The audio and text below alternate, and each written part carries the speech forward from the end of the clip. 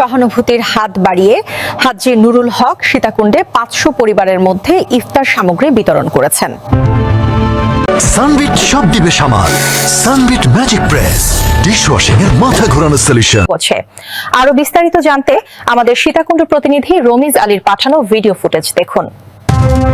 সীতাকুণ্ড উপজেলার কুমিরা ইউনিয়নের কাজীপাড়ার 500 পরিবার পেল ইফতার উপহার।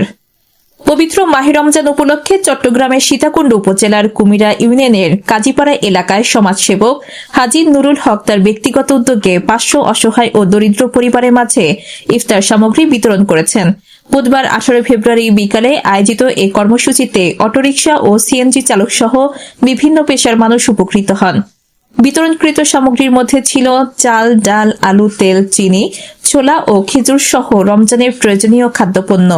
উপকারভোগীরা এই সহায়তাকে সময়োপযোগী ও মানবিক উদ্যোগ হিসেবে উল্লেখ করে কৃতজ্ঞতা প্রকাশ করেছেন। হাজী নুরুল হকের পরিবার জানায়, রমজানের সুবিধা বঞ্চিত মানুষের পাশে দাঁড়ানোই তাদের লক্ষ্য। স্থানীয়রা এ উদ্যোগকে প্রশংসনীয় বলে মন্তব্য করেছেন।